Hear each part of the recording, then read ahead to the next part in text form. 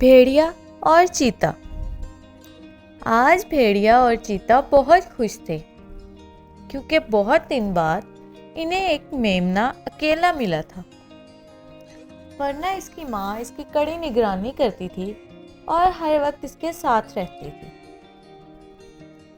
جب انہیں اس بات کا یقین ہو گیا کہ اس کی ماں دور ہے تو انہوں نے اسے کھانے کا منصوبہ بنایا، مگر ایک مسئلہ تھا کہ یہاں میمنے کا شکار نہیں ہو سکتا تھا کیونکہ اس کی آواز سن کر یہاں شیر بھی آ سکتا تھا اور دوسرے جانور بھی۔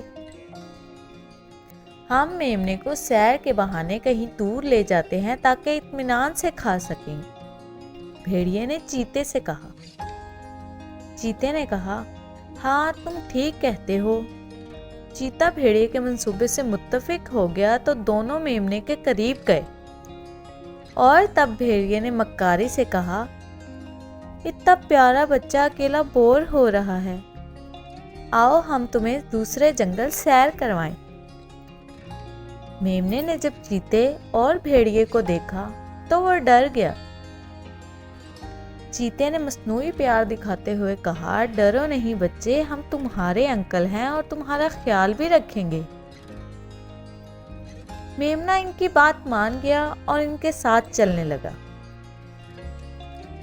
ادھر چیتے نے سوچا کہ کسی طرح بھیڑیے کو بھگا کر اسے میں اکیلا ہی کھاؤں گا۔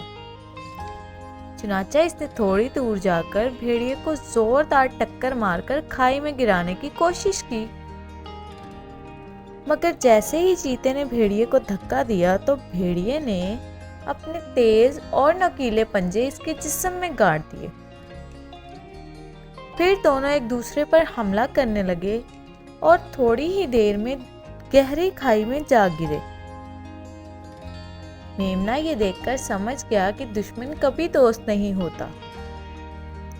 اتنے میں اس کی ماں باقی جانوروں کے ساتھ اسے ڈھونڈتے ڈھونڈتے وہاں پہنچی تو میمنا ڈرا سہما اپنی ماں سے لپٹ گیا۔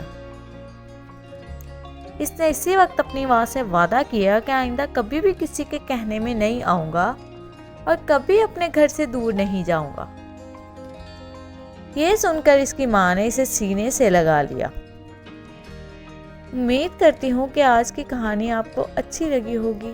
پھر ملیں گے۔ اللہ حافظ۔